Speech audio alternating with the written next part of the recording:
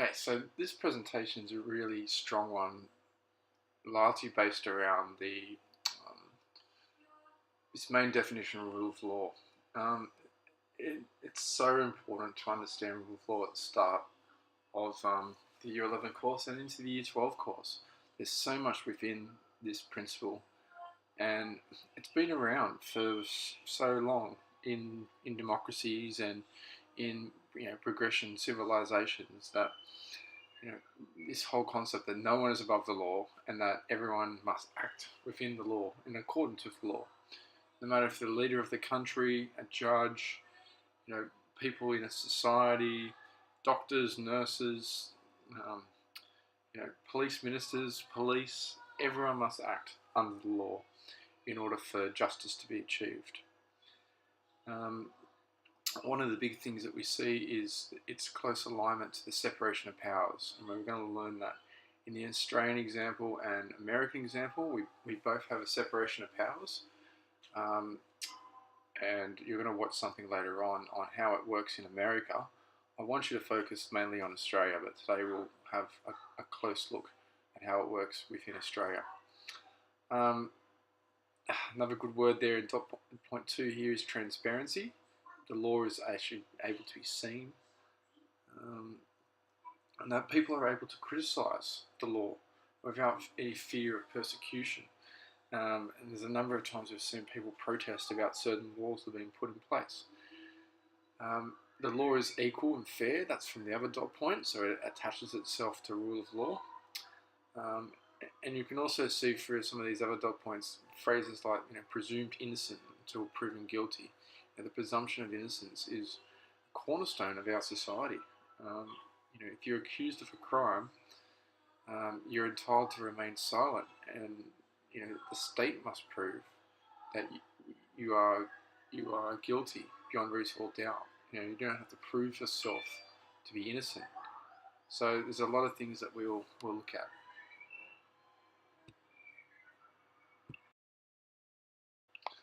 Okay, so you're going to hear this phrase, rule of law, applied to many different jurisdictions, many different legal systems.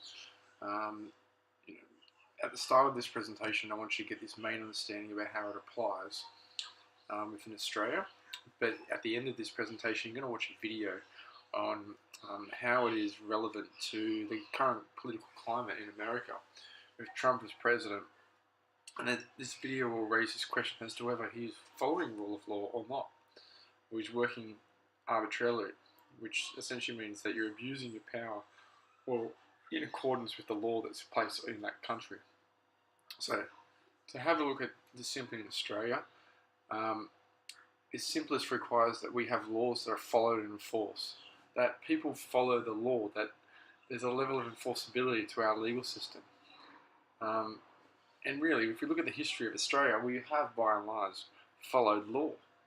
We haven't had this historical civil war or this complete breakdown within our society. Obviously, there's been tension between Indigenous and non-Indigenous groups with legal systems, and we'll get to that as an issue later on. A main core principle of rule of law principles is equality before the law, and we've talked about this in class so far. Another one here in green is checks and balances on the use of power. So areas such as our Senate, the way that the courts overrule things. The High Court can overrule legislation that our New South Wales and federal governments make. Talked about presumption of innocence. That's very good. We've started to address this independent and impartial judges or court system. That a court system is not just in a sense, a puppet for governments. They need to be independent so that justice is properly achieved for people that are accused of crime and people that are victims of crime. In a good, just society, people are allowed to speak freely about politics. They're allowed to freely associate and assemble with one another. They're allowed to join their own political parties without any fear of persecution. By and large, in Australia, we have that. You can join whatever political party you want. You can start whatever political party you want, like Corey Bernardi has done. That is one thing that this country should be proud of and should follow. There's a high level of accessibility we've seen before as well. And you can read a bit further on there about the Magna Carta, and I highly recommend that you boys um, read some more stuff about this 800-year-old document and what's within it. And we'll learn that throughout the course.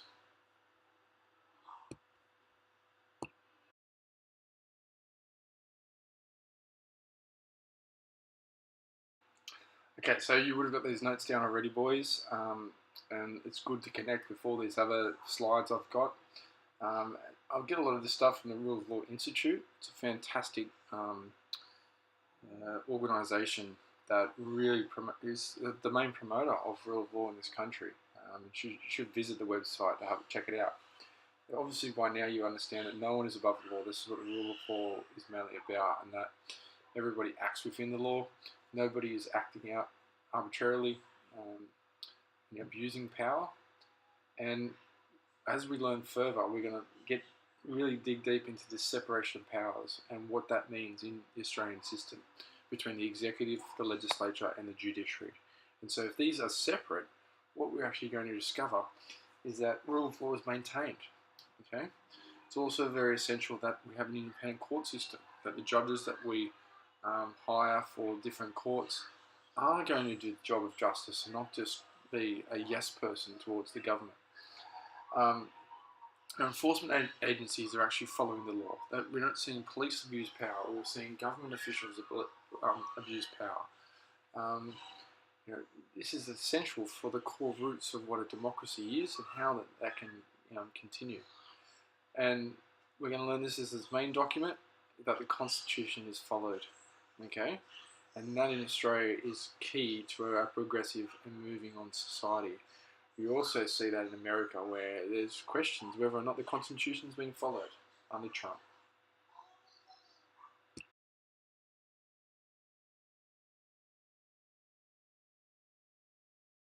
Okay, so this is a fantastic diagram of the real core parts of rule of law and what it means to our democracy and what it means, in essence, to our Australian legal system. Everything here in this triangle is essential for the constant delivery of justice and effective legal system. Okay, let's first of all talk about the right to assemble. This is pretty much a given in Australia. You're allowed to associate and assemble with people wherever you want. Okay, there are some restrictions here and there for different areas of the public. By and large, you can associate and communicate with people anywhere around this country. You can congregate together. In some countries around the world, you're not allowed to. Freedom of speech is another interesting one. We have a constant debate in this country where freedom of speech should be placed. There is no constitutional statute that says you have absolute freedom of speech, because things such as discrimination against minorities is protected under the Racial Discrimination Act. So it's a limited right in this country, but the question is, and we're going to explore this later, where should we place freedom of speech? And what should you be allowed to say to others and not allowed to say? You've worked out that access to justice is very important between rich and poor, old and young, urban, rural, that kind of attitude. This understanding of the law, okay, being educated about the law. I mean, where do we learn about law? You guys are learning it in class with me, but there's hardly anything really strong early on in your education development where you must learn about every bit about the law. The other ones we've touched on before. The only other one that I suppose I'll just dive into right now is the rights of the accused and victims. What we're going to learn on later on, that people that are accused of crime still have rights, and people that are victims of crime have rights at different stages as well. It's the constant tension between these two groups and society as a whole that the rule of law needs to follow in order to make good judgments and precedents that will make our society progress forward. Okay, so this is a great little triangle that you should get into your heads, and I highly recommend that you come back to this stuff.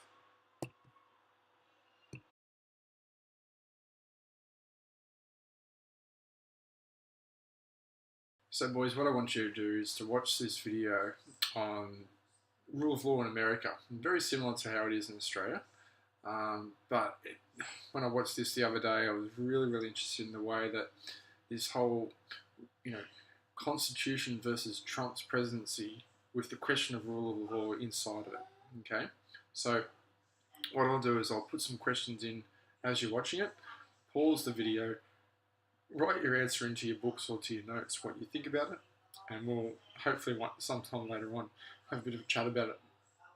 There's so much within this video that you can dig your teeth into, and I think,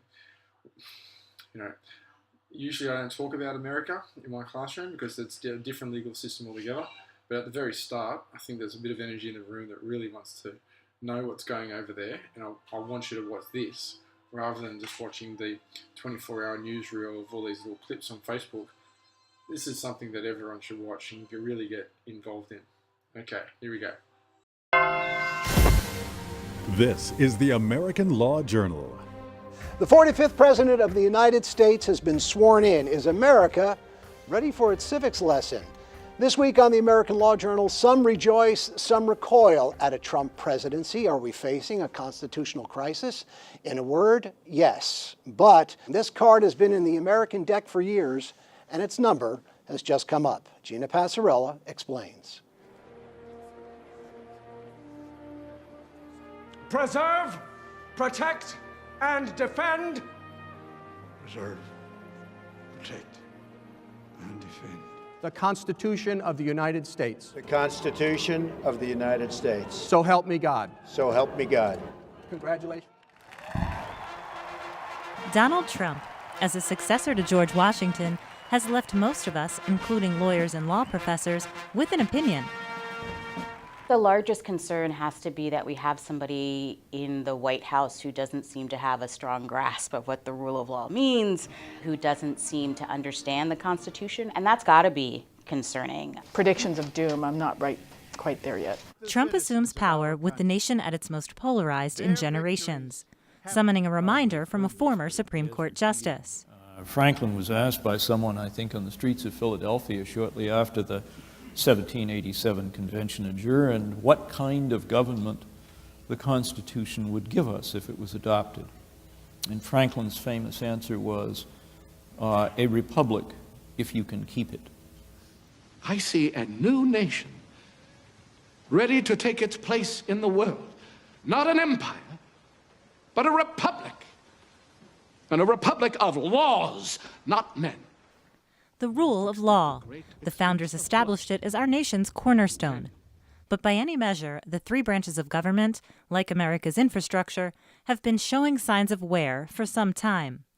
Greater power assumed by the presidency under both George W. Bush and Barack Obama. A dysfunctional, if not obstructionist, Congress. And the failure to appoint a Supreme Court justice for the longest period in our history. Will a Trump presidency rehabilitate these institutions? Or cause them to fall further into crisis? I am concerned in particular about press access to public debate, issues of public policy, access to the functioning of government. I'm not saying that there aren't aspects of the traditional media that don't reflect some kind of bias, and I think that's a problem. But the idea of allowing the information of government to come forward only in a tweet that's controlled by one person is tantamount to state media. For those most concerned, the First Amendment tops the list. A war on the media and allegations of Lügenpresse, or lying press. You are fake news. Sir. Relaxing libel laws. We can sue them and win lots of money. Diminishing First Amendment protections for flag burning, even the ability to peaceably assemble.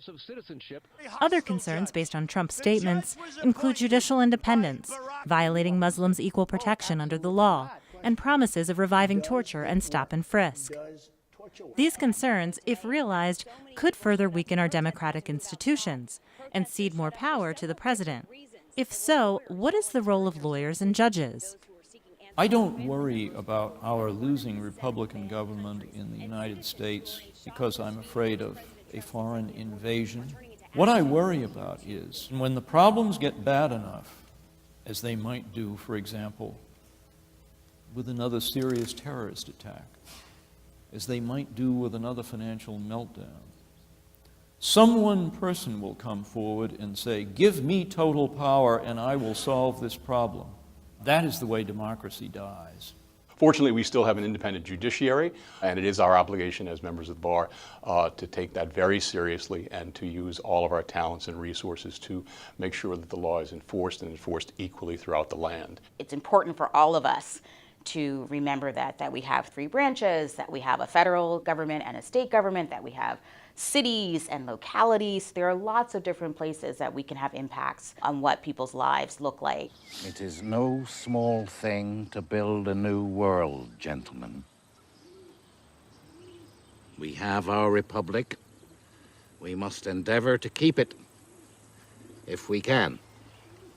Trump isn't without his supporters from the legal community, with many lawyers helping his transition team and serving as his senior advisors. But there's a large contingent of the legal community who feel they have a duty to stand up for the rule of law, which they say is under attack in a Trump administration. For the American Law Journal, I'm Gina Passarella. All right, four guests with me tonight, lots to cover. Mark Aronchick joins us for the first time. He is a litigator and chair of the Hangley Aronchick Law Firm. He was actually one of the first legal boots on the ground in what would later become the Bush v. Gore matter. Claire Finkelstein is a professor of law and professor of philosophy at UPenn Law. She is the director of the Center for Ethics and the Rule of Law at UPenn. Cheryl Axelrod is a litigator and a top 100 super lawyer in her state and the chair of her certified women-owned law firm. And the Honorable Edward Kahn graces us with his presence once again, as he's been doing for many years, former Chief Judge of the Eastern District of Pennsylvania, and the federal courthouse in the Lehigh Valley bears his name. Let's get a punch list going here. In our recent past, we've had an obstructionist Congress far beyond its role as a noble adversary, the sanctioning of torture as somehow constitutional, a vacancy on the Supreme Court for almost a year, longest in our history, pervasive, some would say perverse, gerrymandering, an unprecedented executive power, the so-called unitary executive. Claire Finkelstein, this ecosystem may have been one that Donald Trump has emerged from, but he didn't create it. No, that's right. I think this has been in the works a long time, but particularly since 9/11, when you had the Bush administration declaring that there was a new category of combatant called unlawful combatants, when you had the lawyers from the Office of Legal Counsel engaging in legal gyrations to try to explain the legality of what was, I think, even at that time clearly illegal, namely the use of torture, why enhanced interrogation techniques were not torture when clearly they were.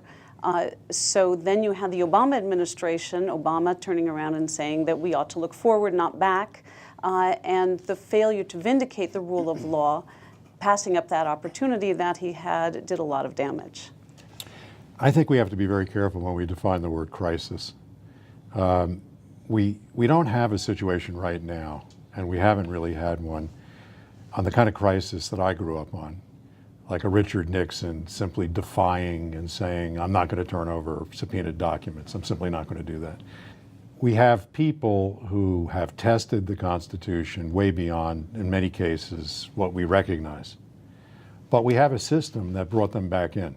It may be that the Senate and the House under Obama blocked a lot of what he was doing, but they were elected for a reason to do that. And where they were wrong, or where Obama tested his powers, the court stepped in and sorted those out. We haven't yet had a complete defiance of the rule of law, because the rule of law is ultimately what the courts say it is. We haven't had that.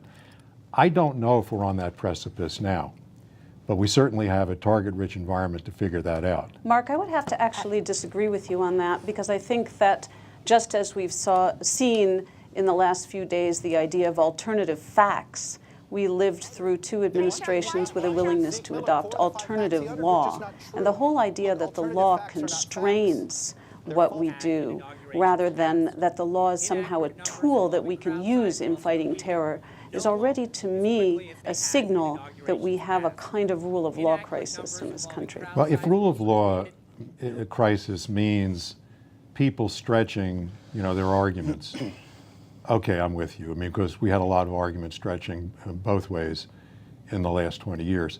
Well, but to me, the crisis really is... Exaggerating facts is not a crisis in the law. That's what I mean. We've had a court system that's pretty much been doing their job. And to me, the crisis is when people start disregarding that. See, I still believe that we can straighten out the problems by going to the court system. I'm a lawyer. I think plenty of lawyers believe that as well. And I haven't yet seen judges abdicating their responsibility, and I haven't seen executives or Congress people saying, I'm not going to follow what the judges say. That would be China maybe or something, but that hasn't been in the United States yet. Mark, I have to add to this that we really do have a break in the rule of law. When you have torture going on, that's a break in the rule of law. When you have a president who nominates a Supreme Court justice and a GOP-controlled Congress that refuses to even vote on that individual, that is a break in our entire history. It has never happened before. But it's not a rule of law violation. There's no law that says that they have to do that. Yes, it's just advise and consent, Judge, but you'd have to say it's a break from our traditions, and wouldn't you say our institutions are fraying if we have a president in power, he was duly elected, he had a full year to put a person in place who, by all standards, was a consensus choice, quote unquote, Orrin Hatch. Doesn't that show a fraying of our institutions? I don't think so. I think it was appropriate for the majority leader of the Senate to be a politician. I have to disagree. I think we have a history in this country of abiding by certain rules. And when a president nominates someone for the Supreme Court, the rule is that Congress shall advise and consent. And I think that when you break with all of these traditions that we're talking about, you get to the point where people don't believe that there is any rule of law anymore. And that is the real problem. With deference to Cheryl, I want to say that although I think it's a serious problem that the Senate did not even consider Merrick Garland, the fact that they did not and had the full opportunity to do so, I cannot call that a rule of law problem, but I think it's a rule of law problem that Obama did not respond by saying, you had the opportunity to consider this candidate and you failed to take that opportunity. Well, I wonder what would have happened if President Obama had, in fact, said, look, when you're in recess, I am going to just put you on the Supreme Court, and then it would have gone to the Supreme Court deciding whether or not that was constitutional, and we didn't get to that point. I want to play a short clip here from something that we taped at the National Constitution Center, and this was 10 years ago. I want to warn you that a professor from Villanova uses the F word. And in the conduct of a war, the laws fall silent, the Supreme Court falls silent. When President Lincoln wants to suspend habeas, no sitting court while it's happening is going to do anything about it. When President Roosevelt wants to round up every Japanese person on the West Coast and put them in concentration camps, that's what happened. Listen to yourself. You are defending some of the most ignominious episodes in American history. They may be ignominious, but they are not unconstitutional. Your argument is on its face a defense of autocracy, a defense of a slide into fascism, and we cannot allow that. Steve brought it up. He said for you guys it comes from I'm sorry, your rhetoric is overheated rhetoric. You're talking about an absolute presidential power in time of war. Okay, maybe that wasn't the F word you thought, but does that warning have some sense of prescience now that we're looking at the possibility of an autocratic government or the semblances of autocracy in our nation? And I agree that that is the possibility. There are early warning signs now that we might be into an era unlike anything we've just gone through. Because, for example, the executive orders that the president says that he's going to now sign and repeal everything that was ever done on his own, a Congress that seems compliant in that. You know, we're going to change libel laws, First Amendment laws. We're going to go back to torture, even though it's already been well examined as not being proper, and we've been abiding by that examination. There are early warning signs, but I am of the belief that there also are resources, lawyers, public officials, and a court system that we can use to check that and to test that out. And so I'm optimistic about where we're going in terms of being able to fight back on that authoritarian tendency. I want to be clear in responding as well to Mark's earlier point. I'm also of the view that there's a lot that we can rely on to fight back against the potential slide into autocracy. And in my view, there are three potential saving graces here. One is actually the military. They're trained from day one in the concept of the rule of law, and the military swears to uphold the law and to defend not the country, but the Constitution. The number two is the press, because I think that the press is now really stepping up to the plate. And the third one is the judiciary, and on that I agree with Mark. Though I don't agree with him that there has been no abdication of responsibility. I do think we have seen some very concerning trends in the judiciary. I'm pleased that there seems to be agreement that the third branch has some muscle to deal with the problems you perceive. I'm not agreeing with you that those problems are there, but if you're right that there's unconstitutional actions by the current government, I'm confident that the third branch will deal with it. You know, there have been questions in the bar associations about how big law is going to react to all of this. Some people might say, well, they may be looking at which side their bread is buttered on. But this is a quote from W. Michael House, who's with Hogan Lovells. And this was printed up in the American Lawyer magazine recently. He said, I think one of the things our founding fathers were most concerned about is that there would come a point when people are so upset that they run over the institutions put there to protect them. The rule of law will come under attack in the future. I don't think the bar as a collective group is ready to deal with it. I don't see organizations coming together. Opinions? I think that there is an enormous interest right now in the big law firms in New York, in Washington, even in Philadelphia, to find the pro bono cases that those firms can bring. They know they have ethical responsibilities under the ethics code. They will step up and fulfill those responsibilities. They're businesses, no question. And they're going to have to go through conflicts and all that kind of thing. But you're confident they're going to step up? I think they will. I think what's missing right now is a leadership that's organizing that effort. I think that we need to see more Bar Association leadership, more public interest. Well, the American Bar Association dipped their toe in it and they pulled it right back. And they pulled back. But it's going to happen. Some combination will bring those resources together as we see what this administration is actually doing, rather than imagining what they're doing, when we see what they're actually doing. All right, coming up, what about the First Amendment under the Trump administration? What can not only lawyers and judges, but we the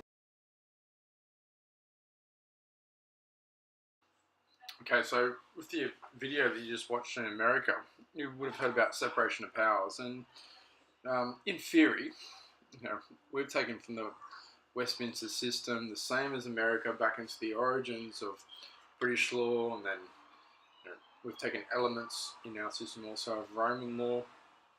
So, you know, that's moved through the same part of our society as theirs.